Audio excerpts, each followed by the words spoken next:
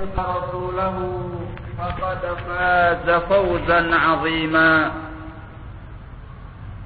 يقول نبينا عليه الصلاة والسلام: فإن أصدق الحديث كتاب الله، وخير الهدي هدي محمد صلى الله عليه وعلى آله وسلم، وشر الأمور محدثاتها، فإن كل محدثة بدعة، وكل بدعة ضلالة، وكل ضلالة في النار. معاشر الإخوان rahimani wa rahimakumullah.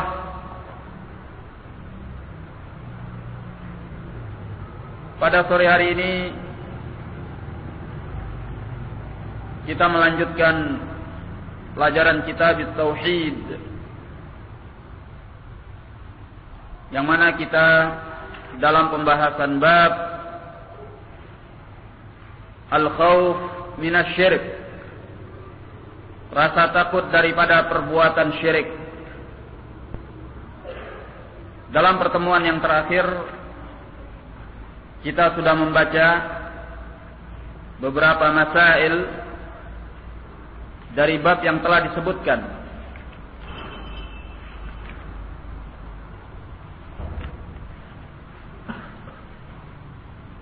Sekarang kembali kita melanjutkannya.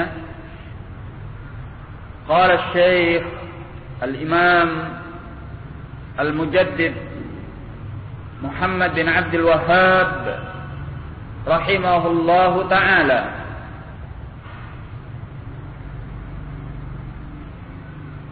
As-sadisah, atau sebelumnya Al-khamisah, yang kelima, Qurbul jannati wan nar, dekatnya antara surga dan neraka. Ini sebagaimana yang sudah kita jelaskan di dalam hadis Jabir yang diriwayatkan oleh Al-Imam Muslim rahimahullah, dinyatakan man laqiyallaha la yusyriku bihi syai'an dakhala al-jannah, wa man laqiyahu yusyriku bihi syai'an dakhala an-nar. Barang siapa yang bertemu dengan Allah dalam keadaan dia tidak menyekutukannya dengan sesuatu yang lain, maka dia masuk ke dalam surga. Dan barang siapa yang bertemu dengan Allah dalam keadaan menyekutukannya dengan sesuatu yang lain, maka dia masuk ke dalam api neraka. Ini menunjukkan dekatnya surga dan neraka. Karena yang memisahkan antara keduanya hanya perbuatan syirik. Yang bertemu dengan Allah dalam keadaan tidak syirik, dakhalal jannah, maka dia masuk ke dalam surga. Sebaliknya, barang siapa yang bertemu dengan Allah dalam keadaan syirik, maka dia masuk ke dalam api neraka. As-sadisah, yang keenam, al-jam'u baina qurbihima fi haditsin wahid, penggabungan antara dekat keduanya di dalam sebuah hadis, yaitu hadis yang telah kita bacakan. As-sabi'ah, yang ketujuh, annahu man laqiyahu la yusyriku bihi syai'an dakhalal jannah, wa man laqiyahu yusyriku bihi syai'an dakhalan nar. Bahwasanya barang siapa yang bertemu dengan Allah dalam keadaan dia tidak menyekutukannya dengan sesuatu yang lain, dakhalal jannah, maka dia masuk ke dalam surga. Wa man laqiyahu yusyriku bihi syai'an, dan barang siapa yang bertemu dengan Allah dalam keadaan menyekutukannya dengan sesuatu yang lain, dakhalan nar, maka dia masuk ke dalam api neraka. Walau kana min a'badin nas, walaupun dia seorang yang termasuk dari manusia yang paling rajin ibadahnya atau yang paling hebat ibadahnya.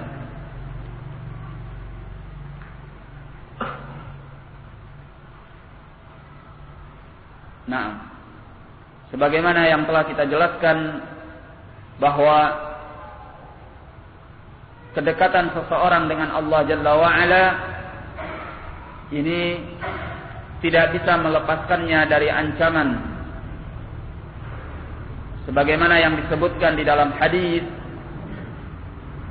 yaitu ancaman masuk ke dalam api neraka bila orang tersebut tidak melepaskan diri daripada perbuatan syirik. Ya. Maka harus mengumpulkan antara keduanya, antara mendekatkan diri kepada Allah dan antara menjauhkan diri daripada perbuatan menyekutukan Allah. Ini yang barangkali tidak difahami oleh kebanyakan kaum muslimin. Mereka menganggap seseorang akan selamat cukup dengan dia hanya mendekatkan diri kepada Allah saja, sehingga tidak waspada daripada perbuatan-perbuatan syirik. Ya. Seolah-olah mendekatkan diri kepada Allah ini sudah cukup membuat seseorang masuk ke dalam surga. Padahal sebagaimana yang dinyatakan oleh Nabi sallallahu alaihi wa ala alihi wasallam, "Wa man laqiyahu yusyriku bihi syai'an dakhalan nar." Dan barang siapa yang bertemu dengan Allah dalam keadaan menyekutukan Allah dengan sesuatu yang lain, maka dia masuk ke dalam api neraka. Ya. Yang semakin menguatkan bahwa mendekatkan diri kepada Allah semata tidak cukup tanpa melepaskan diri daripada perbuatan syirik adalah bagaimana Allah Subhanahu wa ta'ala mengingatkan seutama-utama makhluk, yaitu Nabi kita Muhammad sallallahu alaihi wa ala alihi wasallam, untuk berhati-hati daripada perbuatan syirik. Tidak tanggung-tanggung Allah langsung mengancam beliau. Ya. La in asyrakta la yahbatanna 'amaluka wa la takunanna minal khasirin, kata Allah. Jika engkau berbuat syirik, maka semua amalanmu akan binasa, akan hancur, akan batal. Tidak ada nilainya di sisi Allah. Dan engkau akan termasuk daripada orang-orang yang merugi. Artinya, walaupun beliau adalah seorang nabi, seorang rasul, bahkan seutama-utama rasul, jikalau seandainya beliau berbuat syirik, maka semua kebaikan itu akan hapus, akan hilang, akan hancur. Lantas bagaimana dengan yang selain beliau? Ya. Makanya dinyatakan oleh Asy-Syaikh rahimahullah, walau kana min a'badin nas, walaupun dia termasuk manusia yang paling hebat ibadahnya. Nah, ya. Jadi yang penting bukan hanya ibadah dan dekat kepada Allah, tapi tidak kalah penting pula untuk menjauhkan diri daripada menyekutukan Allah. Nah, at-thaminah, yang kedelapan, al-mas'alatul 'azimah, masalah yang besar, su'alul qalili lahu wa li banihi wiqayata ibadatil asnam. Masalah yang besar, yaitu permintaan Al-Khalil alaihi salam. Yang dimaksud adalah Nabi Ibrahim, ya, untuk diri beliau dan untuk anak-anak keturunannya, agar dijaga dari mengibadahi berhala-berhala. Ya. Ini sebagaimana dalam doa beliau yang telah disebutkan, wa junubni wa baniya an na'budal asnam, jauhkanlah aku dan anak-anak keturunanku agar kami tidak mengibadahi berhala-berhala. Naam. Ini sekali lagi menegaskan kepada kita, ya, apa yang tadi telah disebutkan, di mana kedekatan bersama Allah Jalla wa Ala itu tidak cukup tanpa terlepas daripada perbuatan syirik. Makanya Nabi Ibrahim alaihissalam, walaupun beliau adalah Khalilullah yang menjadi kekasih istimewa bagi Allah Jalla wa Ala, beliau tetap meminta agar dihindarkan oleh Allah daripada perbuatan syirik. Naam. Dan ini juga menegaskan kepada kita bahwa terhindar daripada perbuatan syirik itu bukan semata-mata kuasa kita. Ya. Bukan karena banyaknya ilmu kita. Bukan karena fasihnya lisan kita. Bukan karena hebatnya kedudukan kita. Ya. Bukan karena yang lainnya. Tidak ada yang mampu menjauhkan seseorang daripada perbuatan syirik kecuali Allah saja. Ya. Oleh karena itu, jangan pernah kita merasa aman daripada perbuatan syirik. Ya. Jangan pernah kita merasa kalau kita sudah mempelajari tauhid, sudah memahami tauhid, ya, sudah mengerti tauhid, kemudian mungkin pula kita sudah mengamalkannya, lantas kita merasa aman bahwa kita tidak mungkin terjatuh ke dalam perbuatan syirik. Nah, bagaimana kita bisa merasa aman sementara seorang yang seperti Nabi Ibrahim alaihissalam yang dinyatakan sebagai Khalilullah, beliau meminta kepada Allah Jalla wa Ala, wa junubni wa baniya an na'budal asnam, hindari aku dan anak keturunanku dari mengibadahi berhala-berhala. Padahal di antara anak-anak keturunan beliau ada para nabi dan para rasul, termasuk Nabi kita Muhammad sallallahu alaihi wa ala alihi wasallam. Ya. Beliau termasuk dari keturunan Nabi Ibrahim alaihissalam. Oleh karena itu, yang kuasa, yang mampu untuk menghindarkan seseorang daripada perbuatan syirik adalah Allah. Ini juga menegaskan kepada kita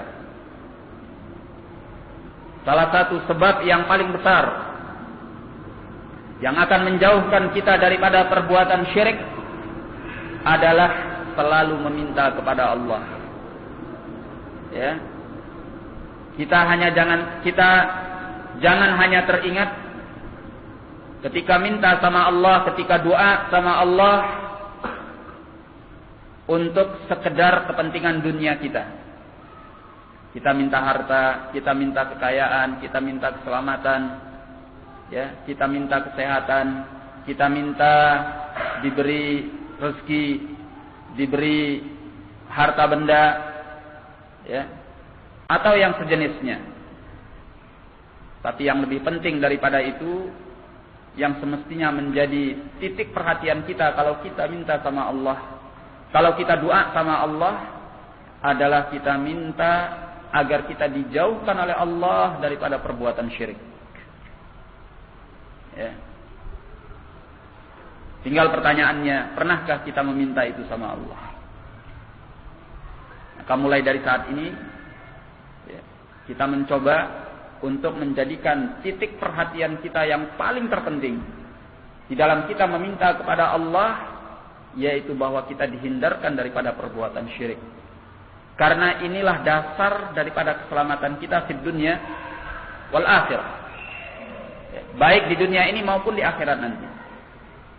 Karena orang yang jauh daripada perbuatan syirik, baginya keamanan dan kesejahteraan di dunia wal akhirah. Ya. Keamanan dan kesejahteraan baik di dunia maupun di akhirat nanti. Naam. Ikhwani fid din rahimani wa rahimakumullah. Maka permintaan Al-Khalil alaihissalam untuk diri beliau dan untuk anak keturunannya agar dijaga dari mengibadahi berhala-berhala memang tepat, ya. Memang pantas kalau dinyatakan sebagai al-mas'alatul 'azimah, masalah yang besar. Kenapa? Karena di dalamnya mengandung pelajaran-pelajaran penting sebagaimana yang telah kita sebutkan, dan itu sebagiannya. Ya. Demikian pula hal ini menegaskan kepada kita bahwa termasuk perkara penting yang harus kita perhatikan terhadap anak-anak keturunan kita adalah bagaimana mereka terhindar daripada perbuatan syirik. Ya. Maka yang paling penting kita ajarkan kepada mereka semenjak mereka kecil, sebelum mereka dewasa nanti, adalah mereka mengenal tauhid, ya, dan terhindar daripada perbuatan syirik. Mulai itu syirik yang besar ataupun syirik yang kecil, ya. Sehingga anak kita tumbuh, ya, di dalam usianya yang muda, sebelum dia beranjak kepada usia yang dewasa, sebagai seorang anak yang mengerti tauhid, yang muwahhid. Nah, apabila tauhid ini tertanam pada dirinya mulai dia kecil, ya, mulai usianya dini, ya, sampai nanti usianya besar, usianya dewasa, ini akan membuat tauhid itu benar-benar akan menancap di dalam rongga dada dan hatinya. Nah, karena dia telah diajarkan at-tauhid semenjak dia kenal kehidupan dunia ini. Barakallahu fikum. Oleh karena itu, kita tidak boleh sembarangan di dalam mendidik anak kita dan membiarkan akidah mereka menjadi santapan-santapan dan mangsa-mangsa orang-orang yang tidak bertanggung jawab dari para guru ataupun para pengajarnya. Barakallahu fikum. At-tasi'ah, yang ke-9.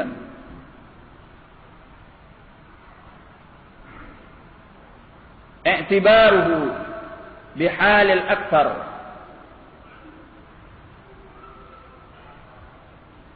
Yang ke-9 yaitu penilaian beliau terhadap kondisi jumlah yang mayoritas. Liqaulih, karena firman-Nya, Rabbi innahunna adlalna katsiran minan nas. Wahai Rabbku, sesungguhnya berhala-berhala itu telah menyesatkan kebanyakan dari kalangan manusia. Ini dalam surah Ibrahim ayat yang ke-36. Ya. Ini sekali lagi menegaskan bahwa jumlah mayoritas itu seringnya berada di atas kebatilan, ya. Sehingga kita jangan tertipu dengan banyaknya orang yang mengamalkan sesuatu, orang yang mengikuti sesuatu. Sebab itu bukan jaminan daripada kebenaran, ya. Dan subhanallah, ketetapan Allah di alam ini yang berlaku dari masa ke masa, dari waktu ke waktu, dari satu generasi kepada generasi yang berikutnya, di mana yang namanya kebenaran itu selalu berpihak kepada jumlah yang minoritas. Ya. Subhanallah. Ya. Walaupun nanti ketika di hari kiamat, tatkala para umat ditampakkan kepada Nabi kita Muhammad sallallahu alaihi wa ala alihi wasallam, yang kemudian ternyata pengikut beliau alaihi salatu wassalam adalah pengikut dalam jumlah rombongan yang paling besar. Ya. Ini kalau dibandingkan dengan nabi-nabi dan rasul-rasul yang lainnya. Tetapi kalau dibandingkan dengan jumlah penduduk bumi dari umat beliau, yakni ummatud da'wah, umat yang terangkum di dalam dakwah beliau alaihi salatu wassalam, tercakup di dalam dakwah beliau alaihi salatu wassalam, maka umat beliau yang mengikuti beliau itu tidak ada nilainya, persentasenya, melainkan hanya minoritas saja. Ya, jumlahnya kecil sekali. Dan itu akan berlaku sampai hari kiamat nanti. Makanya Nabi sallallahu alaihi wa ala alihi wasallam menyatakan dalam hadis Muawiyah bin Abi Sufyan, beliau menyatakan la tazalu ta'ifatun min ummati zahirina 'alal haqq. Ya, senantiasa akan ada sekumpulan kecil dari umatku yang mereka berdiri di atas kebenaran. Ya. La yadhurruhum man khalafahum wala man khadalahum. Tidak akan membahayakan mereka orang yang menyelisihi mereka dan menghinakan mereka. Hatta ya'tiya amrullah wa hum 'ala dzalik. Sampai datangnya perintah Allah dan mereka dalam keadaan yang demikian itu. Artinya sampai datangnya hari kiamat nanti. Ya. Dan ayat ini menegaskan kembali bahwa kebanyakan dari manusia telah disesatkan oleh peribadatan syirik. Ya. Yang menyekutukan Allah Jalla wa Ala. Sehingga kondisi yang seperti ini mengkhawatirkan bagi Nabi Ibrahim alaihissalam bahwa diri beliau dan anak-anak keturunannya akan tergoda oleh mereka. Sehingga beliau meminta kepada Allah Jalla wa Ala, wajnubni wa baniya an na'budal asnam. Hindarkanlah aku dan anak keturunanku dari mengibadahi berhala-berhala. Nah, kenapa beliau meminta seperti itu? Ayat yang berikutnya menjelaskan. Penggalan ayat yang berikutnya menjelaskan. Kata beliau, Rabbi innahunna adlalna katsiran minan nas. Wahai Rabbku, karena berhala-berhala itu telah berhasil menyesatkan kebanyakan dari kalangan manusia. Ya. Jadi kekhawatiran yang ada pada Nabi Ibrahim ini sewajarnya kalau itu juga ada pada kita. Bahkan mungkin harus berlipat-lipat kali ganda. Sebab di masa ini ternyata perbuatan-perbuatan syirik itu tidak kalah dahsyatnya.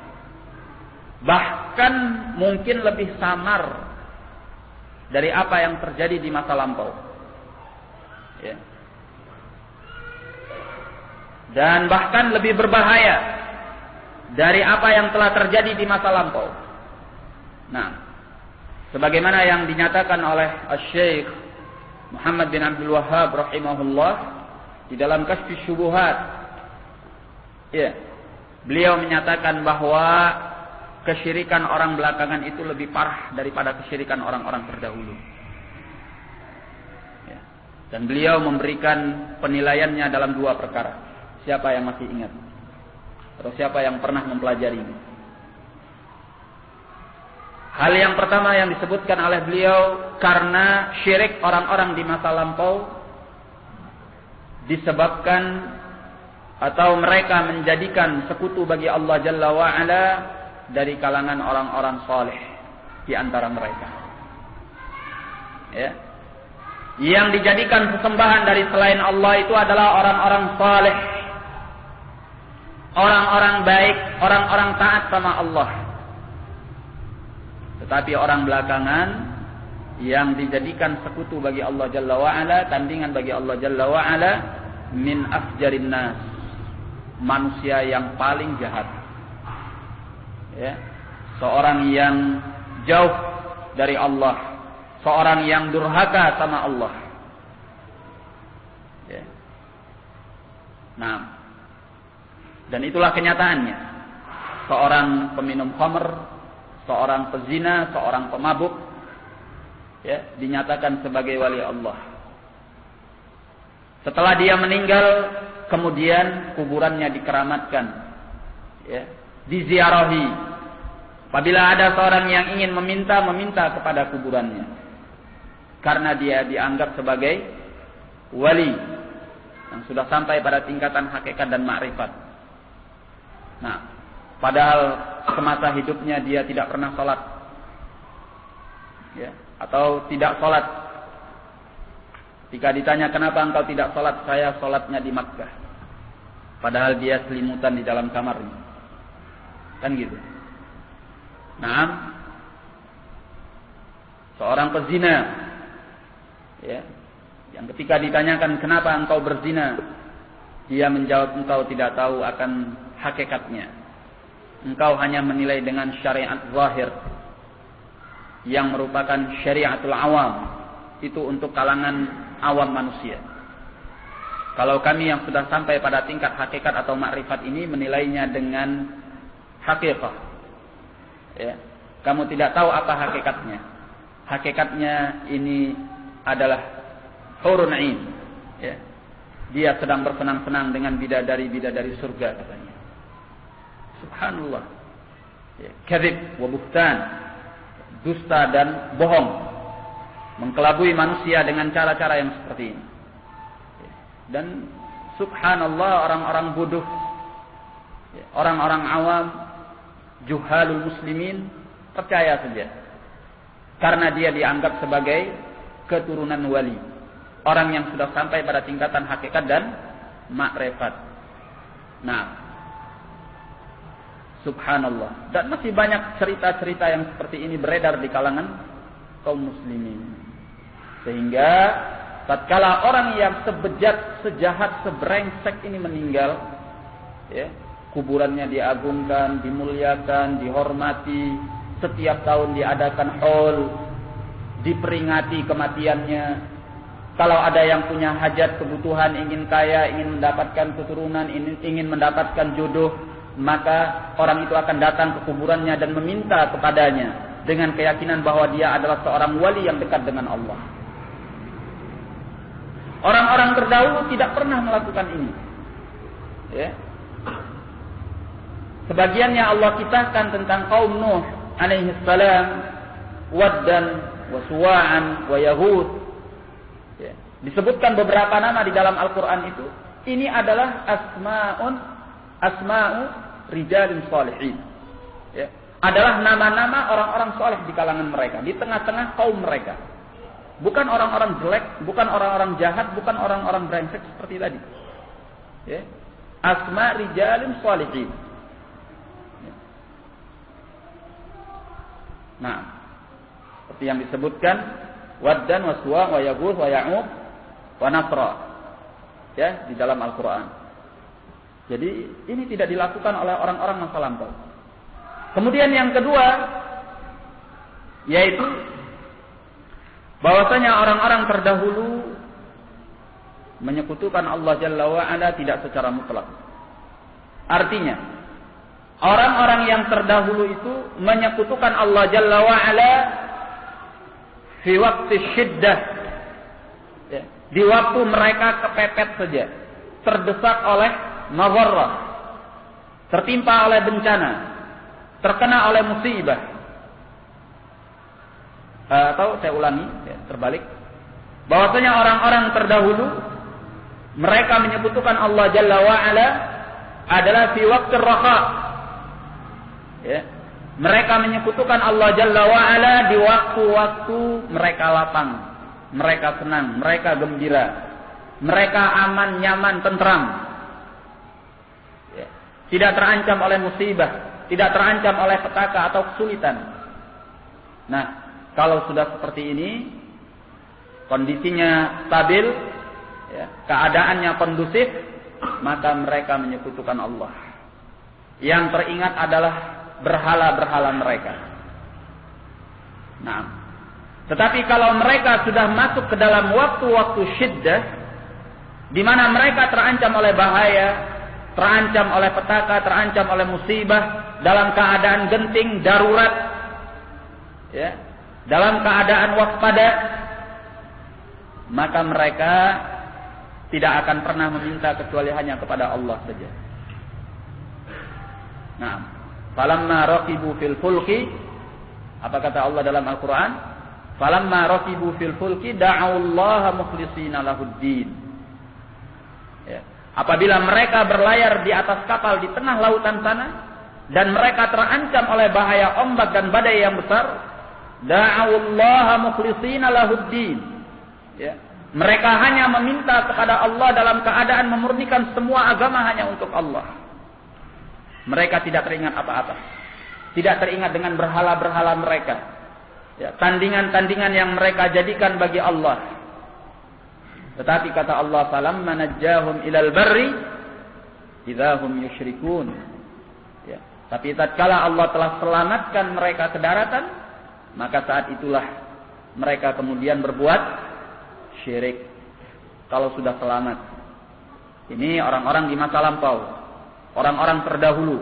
Nah, orang-orang di masa ini, apa yang terjadi? Orang-orang belakangan, mereka menyekutukan Allah firraqa syiddah. Mereka menyekutukan Allah baik di waktu lapang ataupun di waktu sempit, dalam semua keadaan.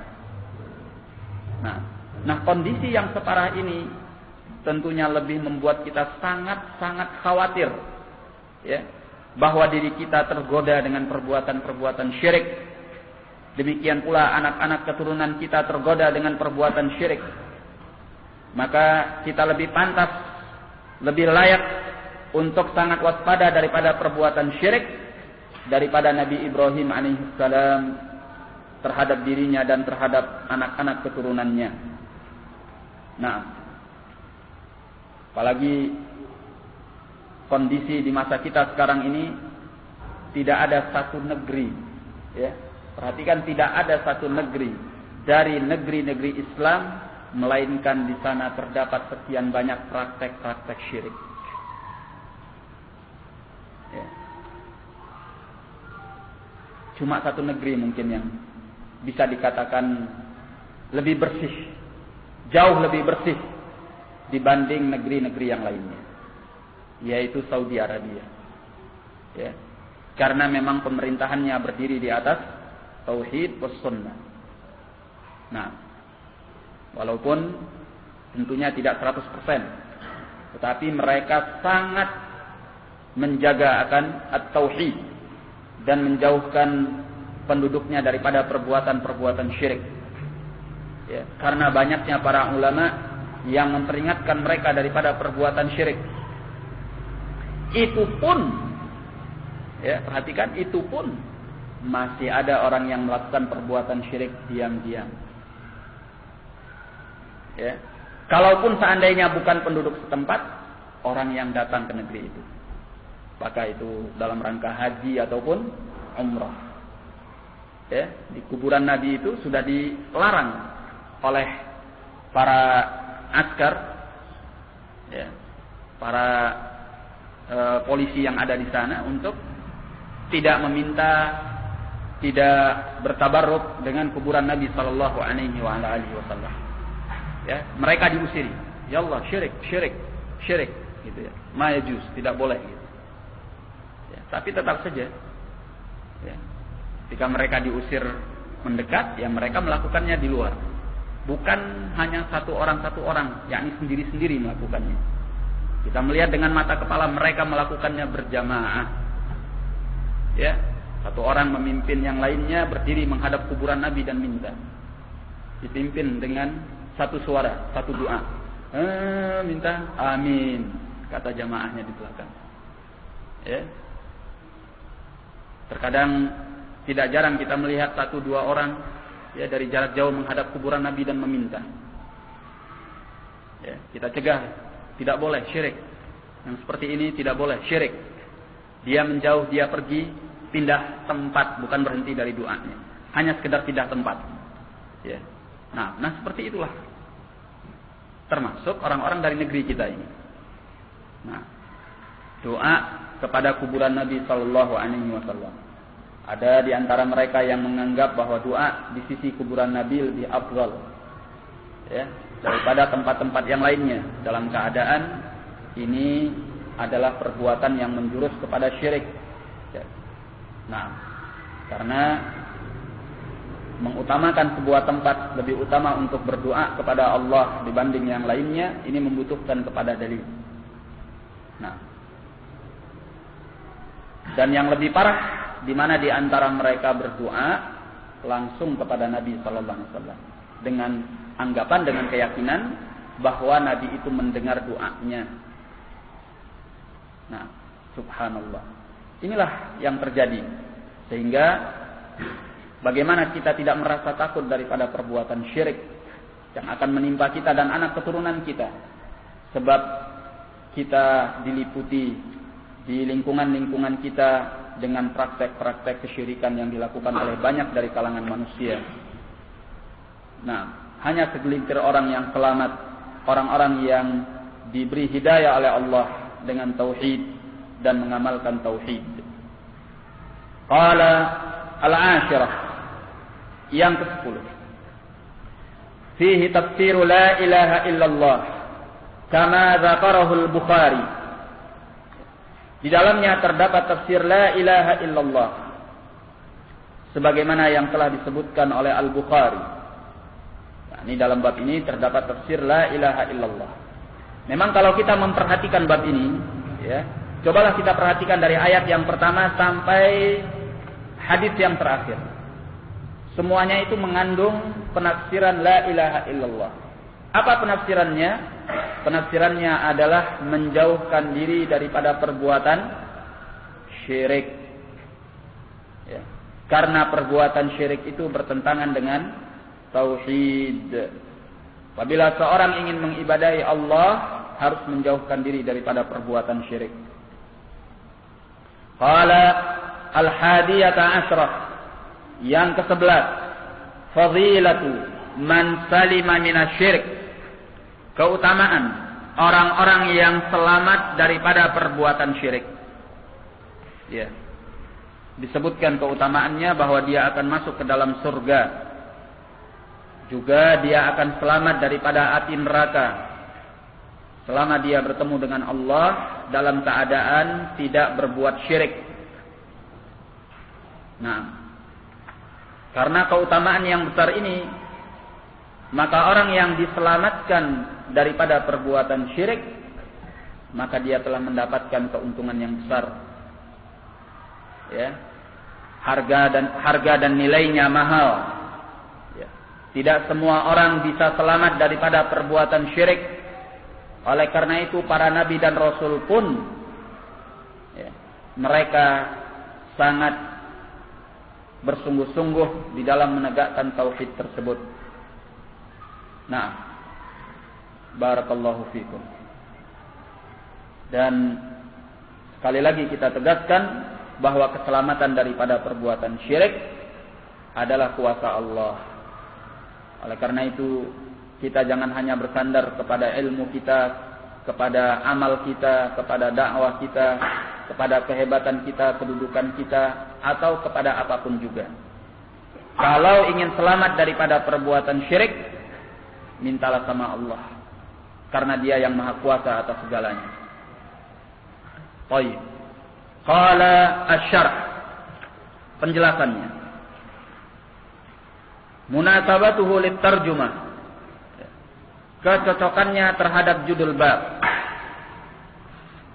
Anna syirka la yughfaru, na'udzu billahi minasy-syirk.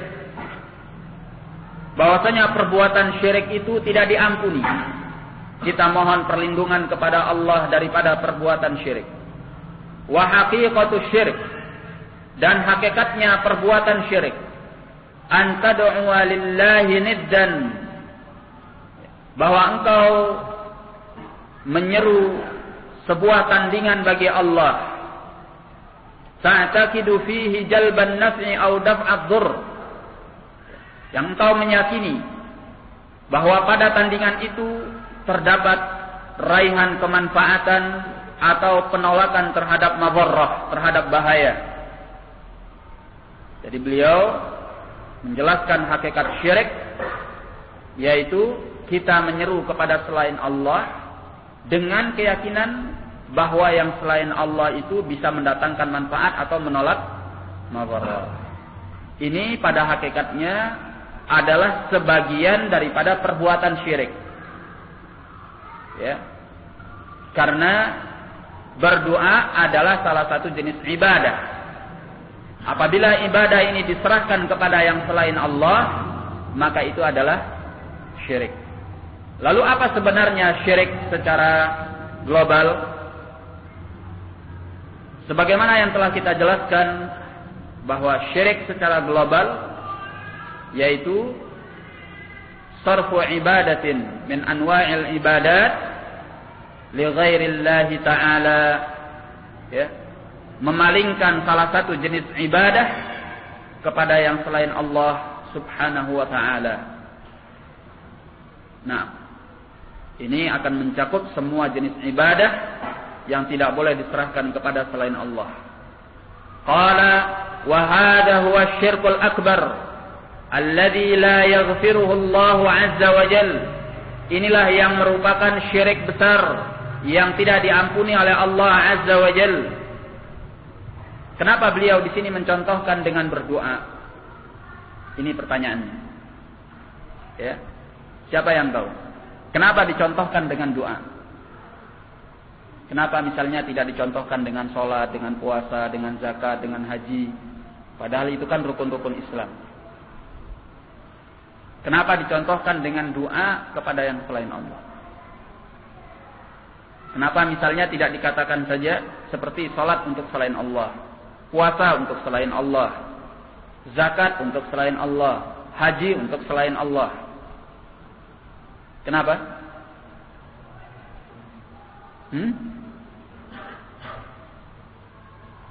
Ya tentunya yang lain juga sama. Sholat itu bahkan tiang agama.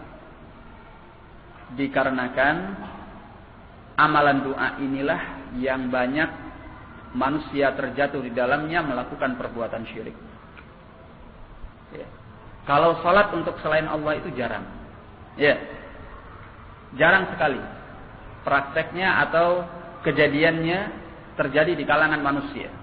Ya. Sholat untuk selain Allah atau puasa untuk selain Allah, atau zakat untuk selain Allah, atau haji untuk selain Allah. Ini jarang kejadiannya. Baik. Tapi kalau doa untuk selain Allah, banyak atau sedikit? Inilah yang umumnya terjadi di kalangan kaum muslimin, orang-orang yang mengaku Islam tapi tidak mengerti perbuatan syirik. Ya. Ketika dia salat untuk Allah. Ketika dia puasa untuk Allah. Ketika zakat, dia zakat untuk Allah. Ketika haji, dia haji untuk Allah. Tapi dalam urusan doa, dia minta sama Pak Wali. Ya. Dia ziarah ke kuburan para wali dalam rangka untuk mendapatkan keberkatannya. Bisa doa di sana, minta langsung sama si wali. Ya. Dengan keyakinan bahwa doa kepada wali itu bisa sampai kepada Allah Jalla wa'ala. Nah, ini yang terjadi. Nah, sehingga dicontohkan dengan sesuatu yang prakteknya banyak di kalangan kaum muslimin. Maka ditegaskan oleh beliau bahwa ini adalah syirik yang besar. Ya. La yaghfiruhullahu azza wa jal. Yang Allah azza wa jal tidak akan mengampuninya. Lidzalika fa innahu yukhafu minhu. Oleh karena itu, maka perbuatan ini dikhawatirkan, ditakutkan daripadanya. Wa yuhzaru lima lahu minal awaqibil wakhimati sayyi'ah. Dan perlu dihindarkan karena di dalamnya mengandung akibat-akibat yang besar dan jelek. Nah, perbuatan-perbuatan syirik ini membuat datangnya musibah, datangnya petaka, datangnya kehancuran bagi suatu negeri atau bagi suatu kaum, sehingga mereka tidak dirahmati Allah Subhanahu wa ta'ala. Nah, ikhwani fid din rahimani wa rahimakumullah, ala kulli hal bahwa al-khauf minasyirik ini hendaknya selalu ada di dalam hati kita sampai kita dijemput oleh kematian nanti, supaya kita terhindarkan daripada perbuatan syirik. Ya, jangan pernah di satu masa dari masa-masa yang kita lalui dalam kehidupan ini kita merasa aman daripada perbuatan syirik. Ya, terkadang muncul dalam anggapan kita bahwa kita tidak mungkin berbuat syirik. Nah, ikhwan fiddin rahimani wa rahimakumullah. Ya. Siapa yang bisa menjamin dirinya bahwa dia terlepas daripada perbuatan syirik? Apalagi ditegaskan oleh Nabi sallallahu alaihi wasallam, al-qulub baina asbi'aini min asabi'ir rahman. Hati manusia itu berada di antara dua jari dari jari jemari Allah Jalla wa ala. Yuqallibuha kaifa syaa. Allah akan membolak-balikannya sebagaimana yang dikehendaki oleh Allah. pada saat ini mungkin engkau seorang muwahhid, mengerti dengan pengertian yang sangat dalam tentang tauhid. Ya. Bahkan engkau mungkin sangat mengamalkan tauhid. Tapi siapa yang menyangka, ya, Allah punya makar yang kita harus waspada terhadap makrullah. Ya. Barangkali kalau kita merasa aman dan merasa tidak mungkin tertimpa oleh syirik, ini menjadi sebab kita diuji oleh Allah. Ya, suatu ketika ternyata Allah menimpakan kepada kita suatu musibah. Bisa saja. Sehingga apa yang ada pada kita semuanya habis. Ya. Apa yang selama ini kita rasakan dari kenikmatan-kenikmatan Allah tiada. Ya, dienyahkan, dihilangkan oleh Allah. Sehingga muncullah kelemahan-kelemahan kita. Ya. Dari kelemahan-kelemahan ini mulailah syaitan bermain di dalam hati kita. Ya. Dan bisa saja pada ujungnya kita diajak oleh syaitan untuk melakukan perbuatan syirik. Karena keterputusasaan kita terhadap rahmat Allah. Ya.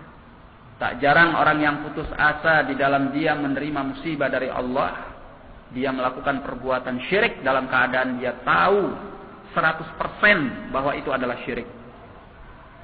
Iya enggak? Iya. Dan itu kenyataan. Maka jangan pernah merasa aman daripada perbuatan syirik. Karena merasa aman daripada perbuatan syirik ini bisa menjadi sebab kita melakukan perbuatan syirik. Na'udzubillahi min dzalik. Nas'alullah as-salama wal afiyah. Semoga Allah Jalla wa Ala mewafatkan kita dalam keadaan sebagai muwahhidin, muslimin, ibadallah. Kita cukupkan sampai di sini. Wabillahi taufiq wal hidayah. Assalamualaikum warahmatullahi wabarakatuh.